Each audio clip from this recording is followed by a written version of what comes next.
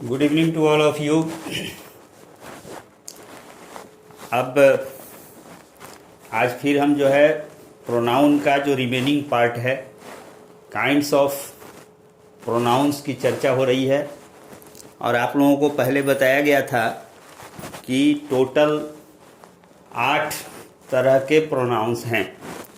इनमें से 5 की चर्चा हम लोग कर चुके हैं।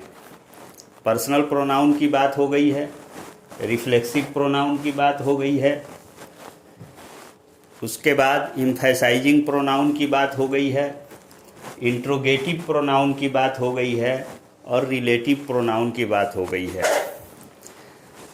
आज जो चर्चा होनी है वो शुरू करना है डिस्ट्रीब्यूटिव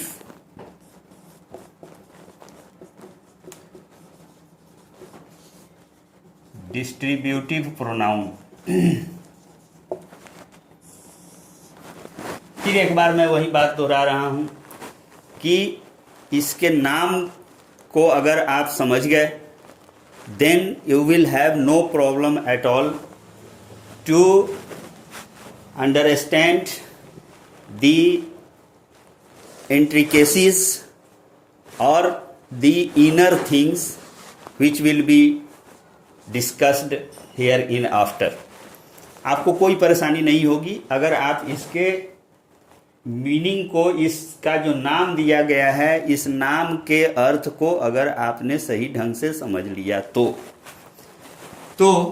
ये डिस्ट्रीब्यूटिव शब्द है, ये फिर से बना हुआ है टू डिस्ट्रीब्यूट वर्ब से।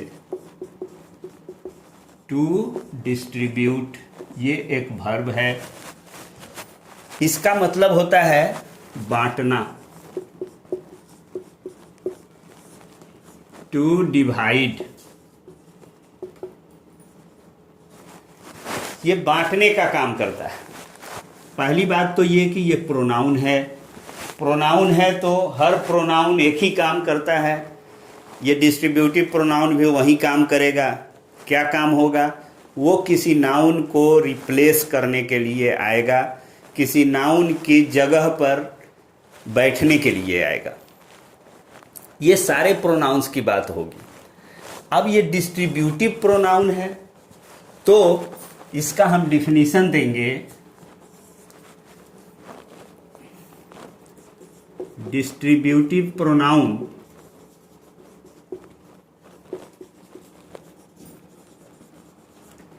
is a word which apart from replacing a noun does also distributes the noun into units of one। इसको समझिए। क्या कहा गया कि डिस्ट्रीब्यूटिव प्रोनाउन जो है वो ऐसा शब्द होता है जो किसी नाउन को रिप्लेस करने के अलावा, वो नाउन को रिप्लेस करता है। हर प्रोनाउन नाउन को रिप्लेस करता है, तो डिस्ट्रीब्यूटिव प्रोनाउन भी नाउन को रिप्लेस करता है। और इसको रिप्लेस करने के अलावा एक काम और करता है। ये वो क्या करता है? वो काम करता है कि जिस नाउन को रिप्लेस करता है, जिस नाउन को ये रिप्लेस करता है, उस नाउन को यूनिट्स में, एक एक की इकाई में वो बांटता है। मतलब निश्चित तौर पर ये जो होता है वो किसी नाउन की संख्या एक से ज़्यादा होगी, लेकिन उसको ये रिप्लेस करेगा और रिप्लेस करेगा तो उसको यूनिट में डिवाइड करेगा, डिस्ट्रीब्यूट कर देगा। अब आपको जब इसका कौन कौन सा डिस्ट्रीब्यूटिव प्रोनाउन है इसके बारे में जब बताया जाएगा तो ये बात ज़्यादा क्लियर होगी तो डिस्ट्रीब्यूटिव प्रोनाउंस कौन कौन से हैं, वो सेकेंड पॉइंट हम लेते हैं। The words used as distributive pronounce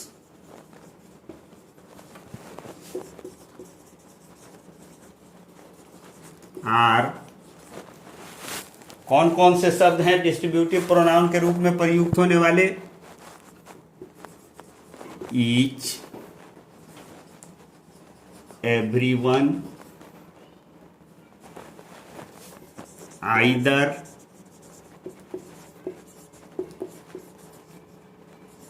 neither,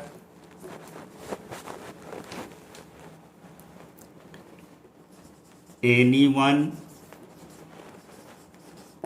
etc।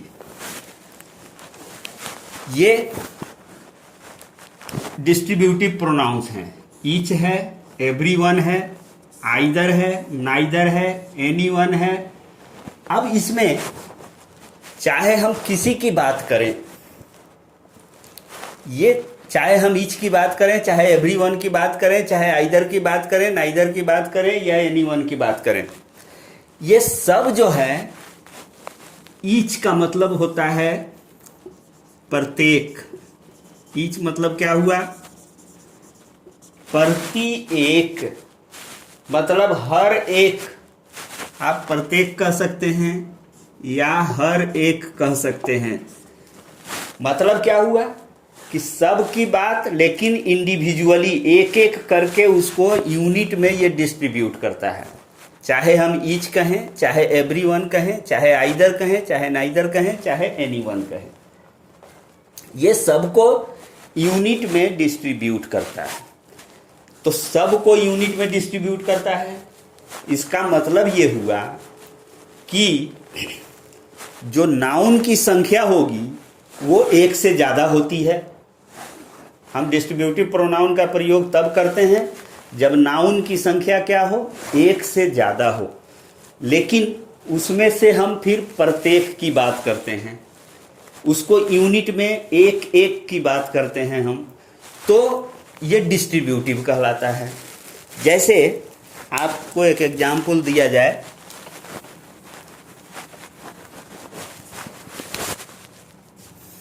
There are 5 students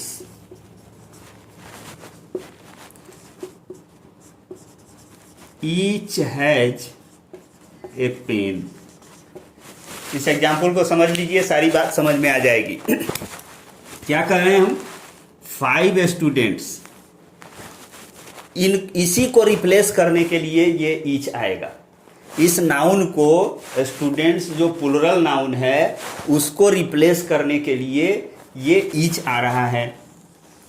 5 लड़के हैं, प्रत्येक के पास कलम है, प्रति एक, हर एक के पास कलम है। तो ये ईच जो आया, ये प्रत्येक, इसका मतलब है हैज ए पेन। ये किसको रिप्लेस कर रहा है? एक प्लुरल नाउन को रिप्लेस कर रहा है, लेकिन उसको ये यूनिट में डिस्ट्रीब्यूट करता है। Therefore it is called distributive pronoun. तो तीसरी बात इसी से फिर निकलेगी। वो बात क्या है?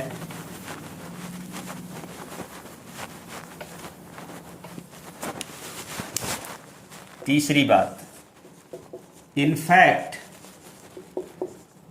a distributive pronoun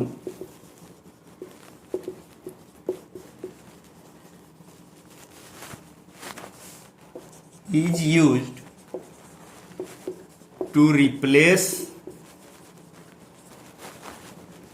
a plural noun, but the distributive pronoun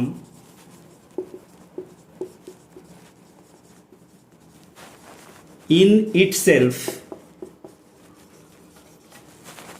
is always singular. क्यों? बिकॉज इट डिस्ट्रीब्यूट्स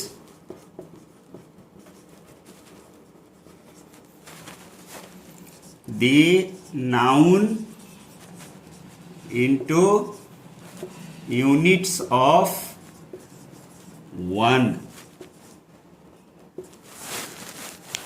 क्या कहा हमने कि वास्तव में डिस्ट्रीब्यूटिव प्रोनाउन क्या करता है? ये रिप्लेस करता है किसी प्लुरल नाउन को। प्लुरल नाउन को रिप्लेस करने के लिए ये आता है, बट ये अपने आप में ये डिस्ट्रीब्यूटिव प्रोनाउन जो होता है वो सिंगुलर होता है, हमेशा सिंगुलर होता है। क्यों सिंगुलर होता है? क्योंकि वो बहुत सारे में से प्रत्येक की बात करता है, एक एक की बात करता है, यूनिट की बात करता है। तो चूंकि वो एक की बात करता है, बहुत सारे में से एक की बात करता है, प्रत्येक की बात करता है, देयरफॉर वो अपने आप में जो ये डिस्ट्रीब्यूटिव प्रोनाउन होता है वो सिंगुलर होता है। आएगा वो प्लुरल नाउन को रिप्लेस करने के लिए, बट ये खुद क्या होगा? सिंगुलर होगा। अब जो डिस्ट्रीब्यूटिव प्रोनाउंस आपको लिखाया गया, उनका यूज कैसे कैसे किया जाता है उसको समझिए। पहला था ईच। बहुत ध्यान से इस पर इसको समझने का प्रयास कीजिए। ईच ये क्या होता है? This pronoun is used to suggest one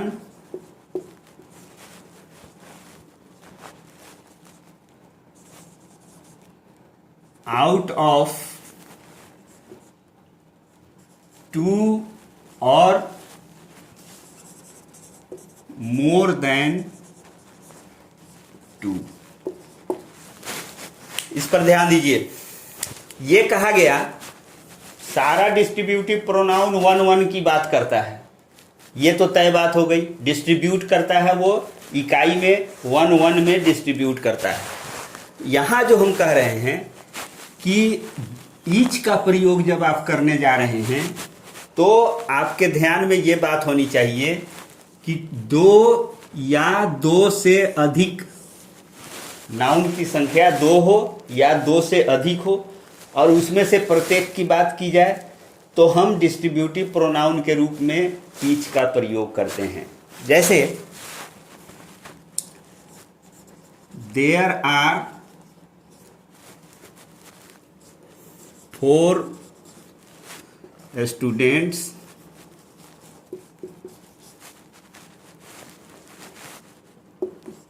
each has a pen। दूसरा sentence there are 2 students each has a pen. ये दोनों सेंटेंस सही है, ये भी सही है, ये भी सही है। यहाँ पर हम बता रहे हैं कि डिस्ट्रीब्यूटिव प्रोनाउन का ईच जो है, ईच एक डिस्ट्रीब्यूटिव प्रोनाउन है और ये वन की बात करता है, दो में से एक की भी बात कर सकता है, दो से ज़्यादा में से भी एक की बात कर सकता है। जैसे यहाँ स्टूडेंट्स की संख्या है 4, तब भी हम ईच का प्रयोग कर रहे हैं। यहाँ पर स्टूडेंट्स की संख्या है 2, तब भी हम ईच का प्रयोग कर रहे हैं। ये दोनों जगह प्रयुक्त हो सकता है, दो में से एक की बात कर रहे हों या दो से ज़्यादा में से हम प्रत्येक की बात कर रहे हों, हर दोनों स्थिति में ईच का प्रयोग किया जा सकता है। जैसे यहाँ पर भी ईच आया और यहाँ पर भी ईच आया। लेकिन अगला जो है वो है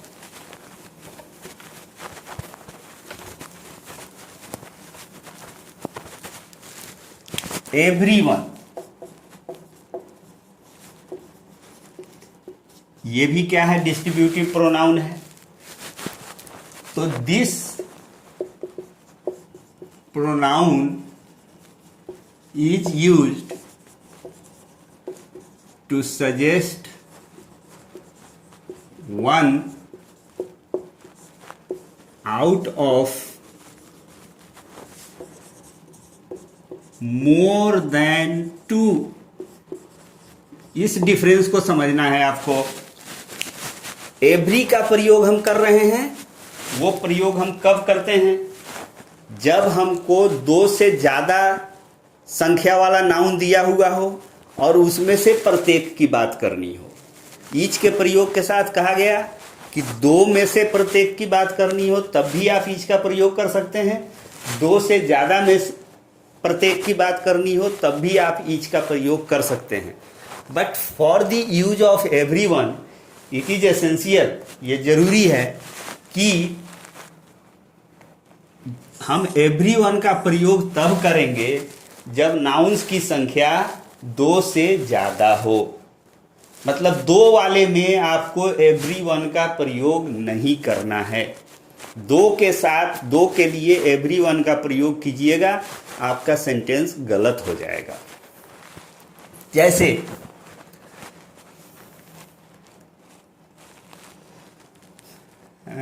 हम कहें Ram's parents are very rich,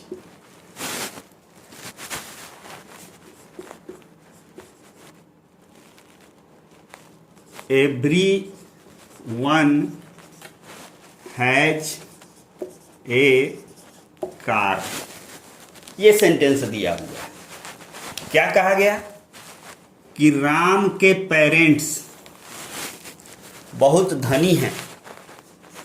everyone has a car। this use of everyone in this particular sentence is incorrect। ये सेंटेंस गलत हो गया। क्यों गलत हो गया? गलती हमारी ये है कि हमने एवरीवन का प्रयोग कर दिया है किसके लिए, किसको रिप्लेस करने के लिए, इस पेरेंट्स को रिप्लेस करने के लिए। और पेरेंट्स आप जानते हैं, पेरेंट्स का मतलब होता है माता पिता। मतलब कुल संख्या आदमी की कितनी हुई, दो, उसमें से हम प्रत्येक की बात कर रहे हैं, तो वहाँ पर हमको एवरीवन का प्रयोग करने की अनुमति नहीं है। एवरीवन का प्रयोग करने के लिए ये जरूरी है कि जिस नाउन को वो रिप्लेस करने जा रहा है उस नाउन की संख्या दो से ज़्यादा होनी चाहिए। दो की बात करेंगे तो हम उसमें ईच का प्रयोग कर सकते हैं। ईच का प्रयोग दोनों तरह से होता है, दो के मामले में भी प्रत्येक बताने के लिए और दो से ज़्यादा के मामले में भी प्रत्येक बताने के लिए हो सकता है। बट एवरीवन के साथ आपको सतर्क रहना है कि ये तभी प्रयुक्त होगा जब जिस नाउन को ये रिप्लेस करेगा उस नाउन की संख्या दो से ज़्यादा हो। It should be clear, there should not be any problem at all. अब ये सेंटेंस हमारा गलत सेंटेंस हो गया। क्या करेंगे सही करने के लिए? तो Ram's parents are very rich. अब हम यहाँ पर या तो लिख दें ईच हैज ए कार। पर दोनों के पास, प्रत्येक माने अलग अलग दोनों के पास, उनके माता जी के पास भी कार है और इनके पिताजी के पास भी कार है। एक याद रखने के लिए आपको टिप्स मैं दे दूं ईच और एवरी के यूज के लिए, उसको ध्यान दीजिए, याद हो जाएगा ये। ईच और एवरी, ठीक है। ईच में कितने लेटर्स हैं? 1 2 3 4। और एवरी में कितना है? 1 2 3 4 5। ठीक है। तो ये 5 वाला जो है, ज्यादा वाला जो है, वो ध्यान रखिए कि 2 से ज्यादा के लिए प्रयुक्त होगा। जिसमें ज़्यादा लेटर है वो 2 से ज़्यादा के लिए प्रयुक्त होगा, और जिसमें कम है, ईच वाला जिसमें कम है लेटर, वो दोनों में फिट हो सकता है। 2 के साथ भी प्रत्येक की बात करनी हो तो किया जा सकता है, 2 से ज़्यादा की संख्या जब होगी उसमें भी इसका प्रयोग किया जा सकता है। तो ईच और एवरी की बात हुई या एवरीवन की बात हुई। नाउ अगला जो डिस्ट्रीब्यूटिव प्रोनाउन है, जो वो नाउन को यूनिट्स में बांटता है, नाउन को रिप्लेस भी करता है और उसको यूनिट्स में भी बांटता है, वो कौन सा है भाई? वो है आइदर।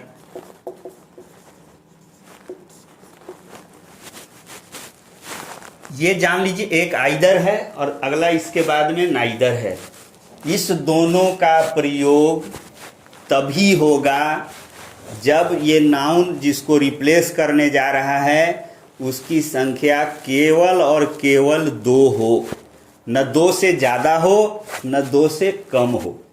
आइदर और नाइदर के प्रयोग के लिए ये सबसे पहली शर्त है कि जिस नाउन को ये रिप्लेस करने जा रहा है उस नाउन की संख्या न तो 2 से ज़्यादा हो सकती है न ही 2 से कम हो सकती है।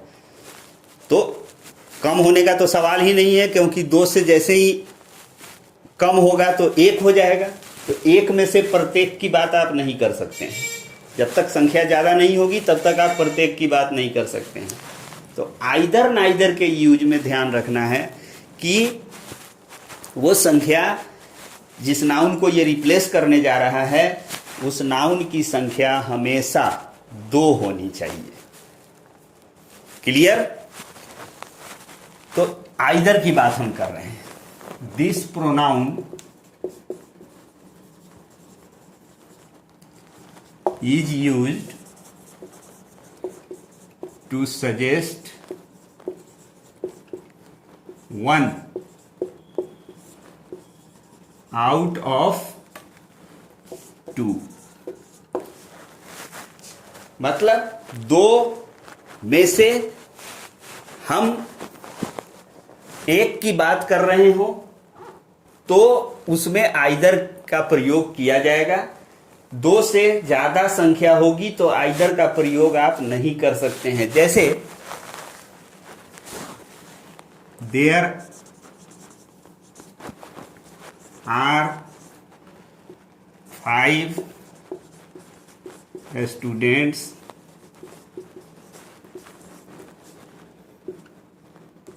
Either has a pen with him. ये सेंटेंस दिया हुआ है। This sentence is an incorrect sentence. क्या गलती हुई? यहां गलती हुई कि 5 स्टूडेंट्स की बात की जा रही है और हम यहां आइदर का प्रयोग कर रहे हैं। आइदर जो है वो रिजर्व है। किसके लिए रिजर्व है? जब 2 को हम रिप्लेस करने की बात करेंगे तभी इसका प्रयोग हो सकता है। तो यहां पर या हमारे पास विकल्प क्या है? हमारे पास विकल्प है या तो हम 5 को 2 कर दें। अमूमन ये आपको नहीं करना रहता है क्योंकि ये फैक्ट है और इस फैक्ट को आप चेंज नहीं कर सकते हैं। आप ग्रामेटिकली उसको देखिए कि ये 5 को आप 2 करने के लिए अधिकृत नहीं होते हैं, अथराइज्ड नहीं होते हैं। आप किसके लिए अथराइज्ड हैं? आप यहाँ पर आइदर को हटाना होगा। क्या कहेंगे हम यहाँ पर?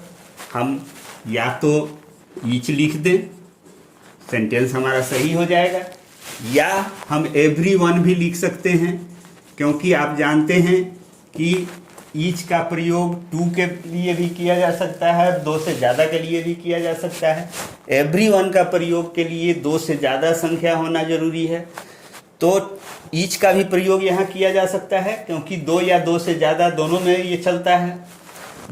और एवरीवन का प्रयोग किया जाएगा क्योंकि इनकी संख्या मोर देन 2 है। लेकिन आइदर का प्रयोग यहाँ पर किसी भी स्थिति में नहीं होगा क्योंकि आइदर के प्रयोग के लिए संख्या का 2 होना जरूरी है। ठीक है?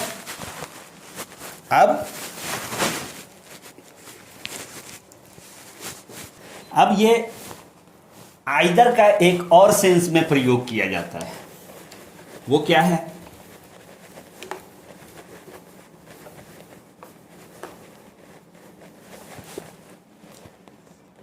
This pronoun can also be used to suggest both but separately। इसको समझिए, कहा गया कि ये आइदर का प्रयोग बोथ के अर्थ में भी, दोनों।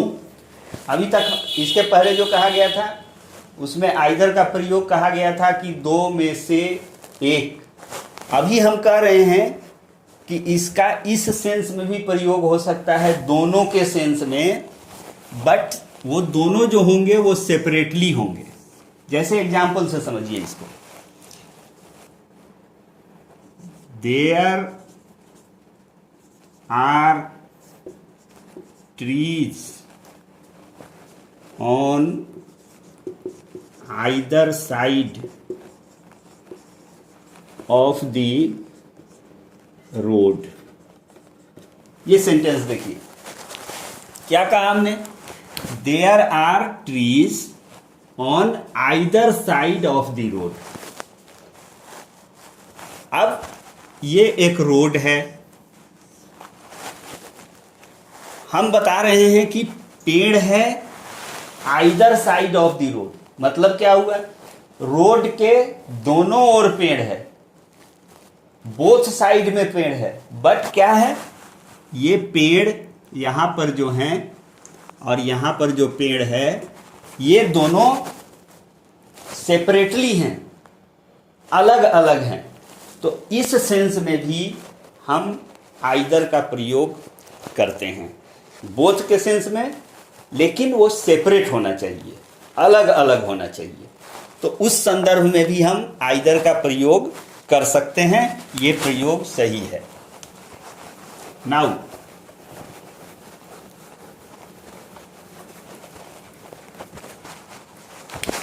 नाइदर,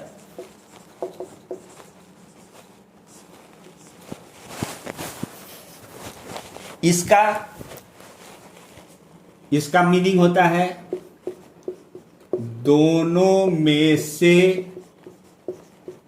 एक भी नहीं, ये अर्थ है। एक पर आपको आना है, क्योंकि डिस्ट्रीब्यूटिव प्रोनाउन का सबसे मेन फंक्शन है कि वो वन के यूनिट में डिस्ट्रीब्यूट करता है। कोई भी डिस्ट्रीब्यूटिव प्रोनाउन वन के वो जो है सो यूनिट में डिस्ट्रीब्यूट करेगा। तो ये क्या हो गया? नाइदर का प्रयोग, this pronoun is used to suggest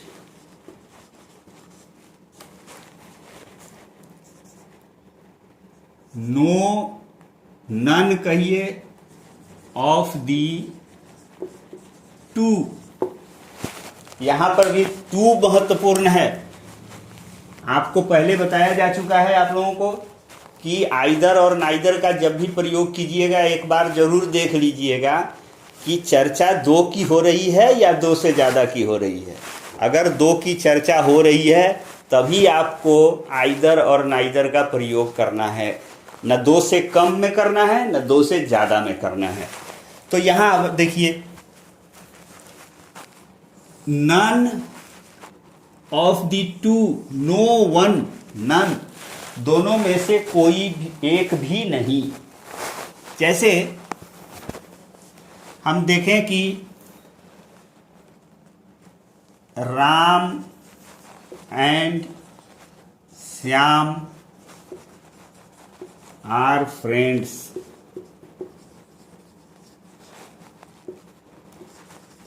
neither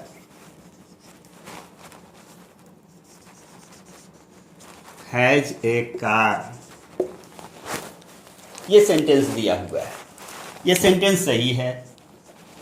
क्या है? राम एंड श्याम कितने लोग हुए? ये P1 हुआ, पर्सन 1, और ये हो गया P2, पर्सन 2। दो की संख्या जो रिक्वायर्ड है वो यहाँ फुलफिल हो गया।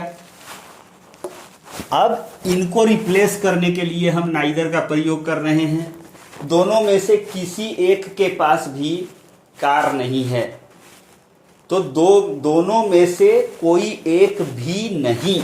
अंतर सिर्फ ये हो गया कि आइदर का प्रयोग अफर्मेटिव सेंस में किया जाता है और नाइदर का प्रयोग निगेटिव सेंस में किया जाता है। तो नाइदर हैज, दोनों में से एक के पास भी कार नहीं है, तो ये नाइदर निगेटिव नहीं वाला सेंस लेके रहता है। देयरफॉर इसके बारे में एक पॉइंट और है,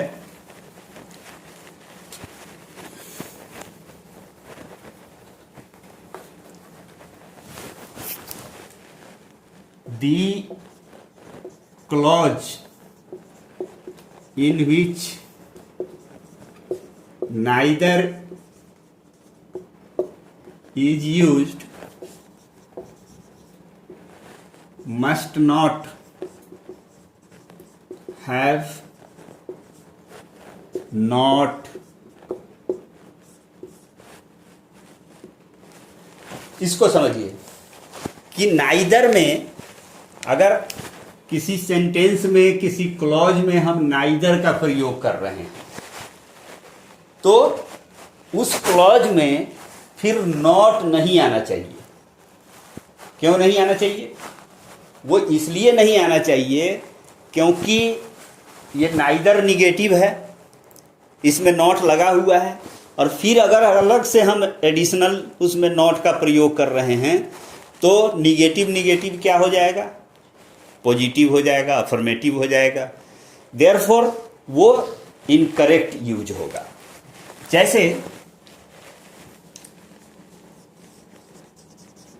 Ram and Shyam are friends, neither has not a pen. अब अगर ऐसा लिखते हैं आप तो बेवकूफ़ हैं और आप जो है सो मजाक के पात्र बनेंगे। ये नहीं होगा, ये सेंटेंस हमारा इनकरेक्ट होगा। क्यों? इसलिए कि नाइदर में नॉट लगा हुआ है, ये खुद निगेटिव है, इसलिए इस क्लॉज में आप जो है सो एक दूसरा एडिशनल निगेटिव नहीं देंगे तो आपका सेंटेंस गलत हो जाएगा। क्या करना होगा हमको? या तो हम इस नॉट को मिटा दें, बस हमारा सेंटेंस जो है वो सही हो जाएगा, क्योंकि नाइदर खुद इसको बाय बर्थ इसके साथ नॉट जो है वो अटैच्ड है, उसमें अलग से हमको नॉट देने की आवश्यकता नहीं है। नाउ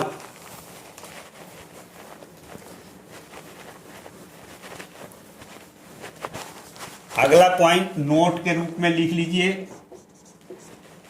दो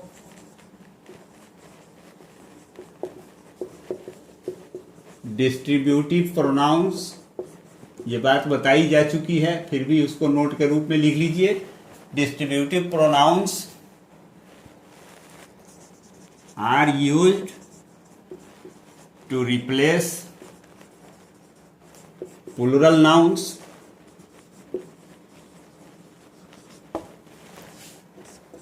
they are always followed by a singular verb। क्या कहा गया कि सारे डिस्ट्रीब्यूटिव प्रोनाउंस का जो यूज होता है वो किसको रिप्लेस करने के लिए? प्लूरल नाउन को रिप्लेस करने के लिए होता है।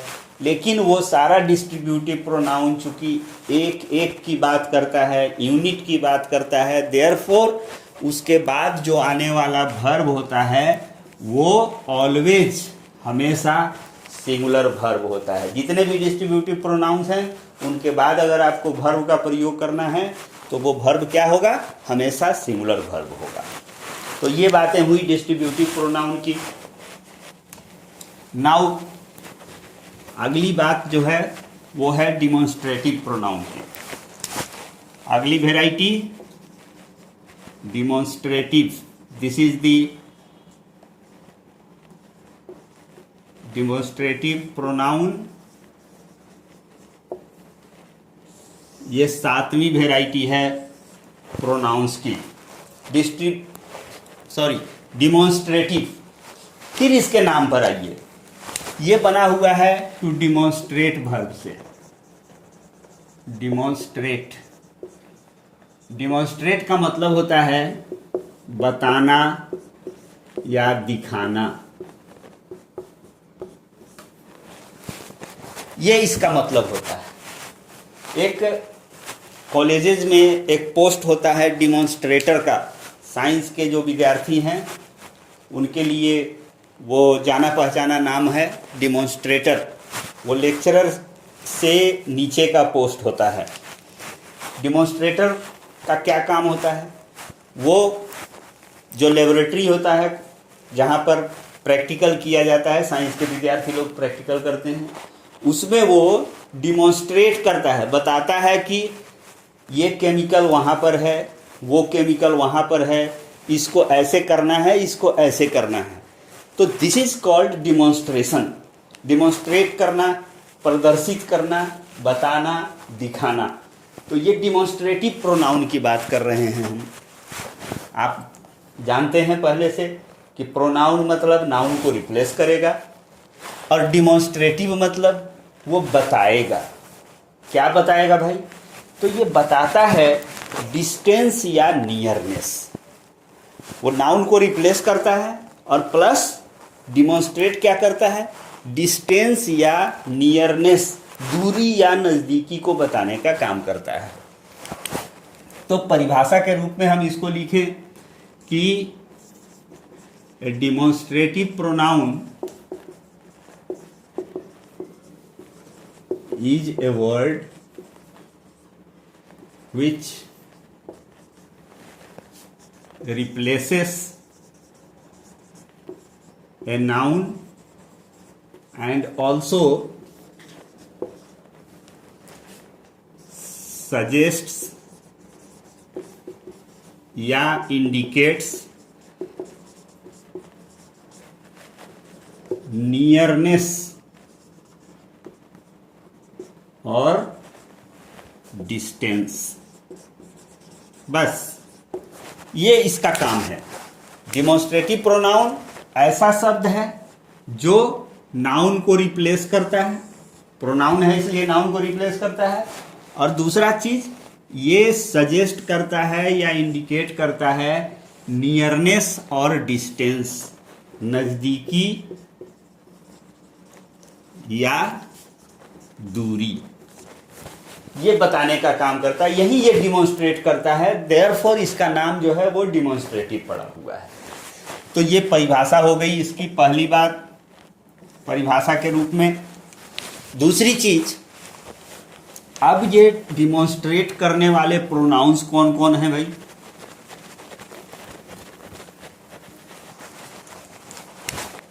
दूसरी बात, दी demonstrative pronouns are this, that, these and those।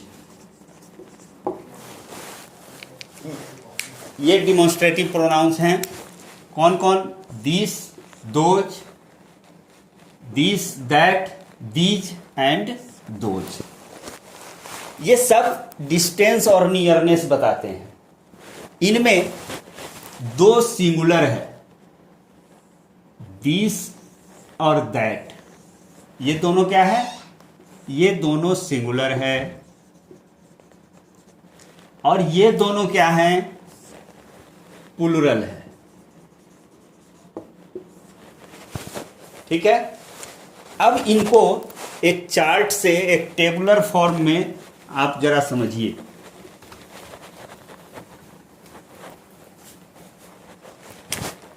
एक हमने टेबल बनाया,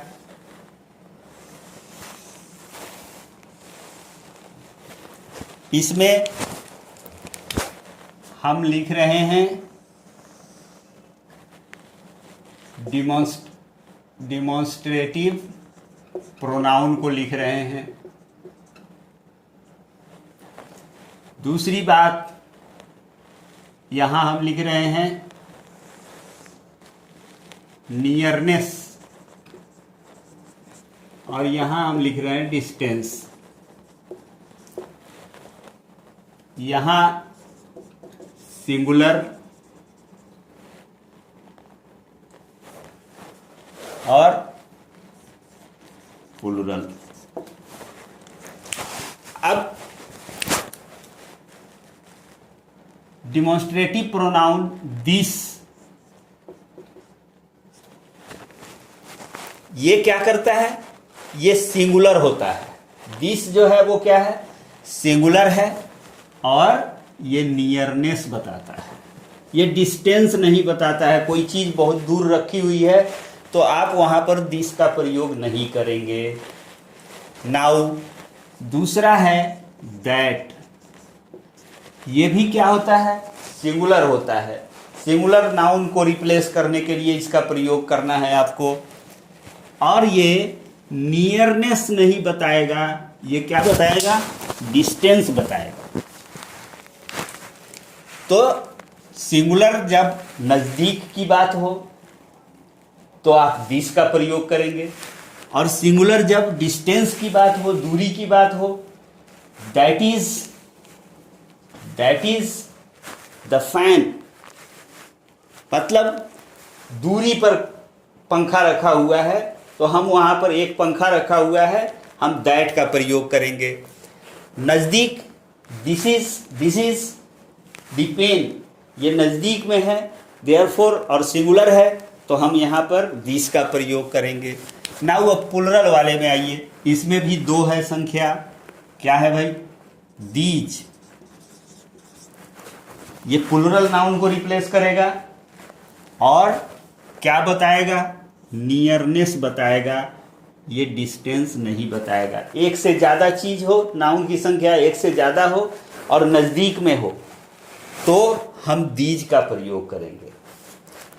और दोज, नाउन की संख्या एक से ज्यादा हो, प्लूरल हो और डिस्टेंस की बात करें, ये नियरनेस नहीं बताएगा।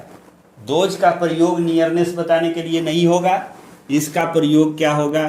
डिस्टेंस बताने के लिए होगा। जैसे एग्जाम्पल के रूप में लीजिए,